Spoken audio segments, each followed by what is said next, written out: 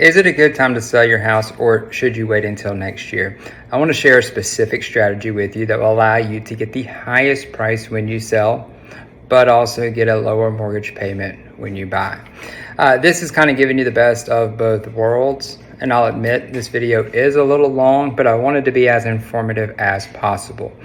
By the way, I'm a licensed realtor in Tallahassee. Even if you choose not to work with me and work with another agent, this is still going to be my honest advice for 2023. All right, let's get started.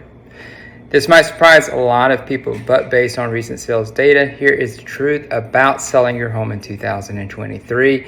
I've narrowed it down to 3 things you need to know before listing your home for sale. And I'll be honest, the first is bad news, but the second 2 are really good news. I'll start with the bad news, but keep watching all the way till the end of this video because points number 2 and 3 are actually good news. All right, number 1. The bad news is that interest rates are still really stinking high. There are 2 dates you need to keep in mind if you're thinking of selling your house this year, and that's October 31st, November 1st, and December 12th, December 13th. These are the official dates that the Federal Reserve is meeting to discuss either raising or lowering interest rates. I don't have a crystal ball, but it is safe to say that interest rates will stay high for at least the next 6 months. This is actually an opportunity, and here is why. Normally, people think about interest rates as being great for buyers, not just sellers, because it makes the monthly mortgage payments lower. But this also affects sellers because when buyers have access to cheaper money, they're willing to pay a higher price for the home. This is in a nutshell kind of what happened in 2021. Obviously, this is a great thing for sellers too. The problem with the higher rates right now is that when rates were so low in 2021, many people, tons of people refinanced at a much lower interest rate. In fact, 85% of homeowners have a mortgage rate that's far below the current rates. They're not going to be super excited about moving if they have to give up a 3% mortgage for a 7% mortgage. That's obvious. So this is more than anything what is keeping inventory really low. For buyers wanting to buy in Tallahassee right now, there's just not that many homes to look at, but this is true everywhere, not just here in Tallahassee. The National Association of Realtors reported that there were just 1.08 million homes for sale last month compared to 1.92 million during the same month in 2019. In other words, there used to be almost twice as many homes for sale than there are right now. If it feels there aren't many homes on the market, it's because there aren't.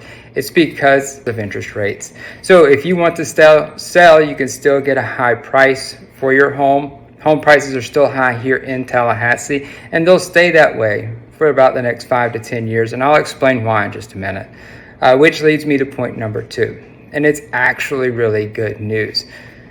The second thing you need to know, which is good news, is that home prices are expected to remain stable and probably increase over the next several years. There's no crash coming. This is good news because it means you don't have to stress out about trying to time the market.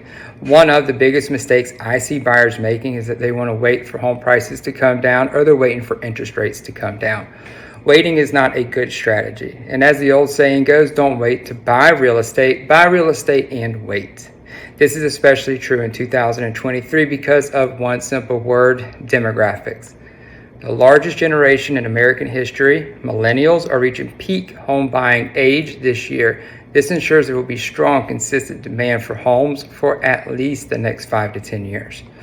In other words, prices are not coming down. Even when mortgage rates come down, as they are expected in 2024, home prices will not come down in any major way. If anything, home prices will increase in 2024. And this is why you shouldn't wait. You'll probably pay a higher price. When interest rates become cheaper, people will have more purchasing power, and this will bid up prices of the homes. And I fully expect to see crazy multiple offer situations in 2024 when mortgages or mortgage rates come down. Unfortunately, it may feel a little bit like 2021 all over again. Which does bring me to my third point. The third thing you need to know is a specific prediction for 2024, and that is interest rates will come down, but competition will go up for homes. This means that it could be harder to buy a house next year than it is this year, even though the rates could be lower. This is because there will be more competition next year, and that's just kind of obvious. And we're kind of seeing this in the adjustable rate mortgage market. Usually you get a better deal in the short term on adjustable rate mortgages, but that's just really not the case right now. There's even more mortgage investors now that rates are likely to be lower next year. This is why the specific strategy I'm recommending to buy or sell your home this year, lock in today's home price and simply wait until next year, 2024, to refinance the mortgage at a lower rate. This gives you the best of both worlds. You can lock in today's home prices before they continue to increase, and when interest rates drop, you can refi into a lower rate. Let me know if you have any questions. My cell phone number is 850-508-7248.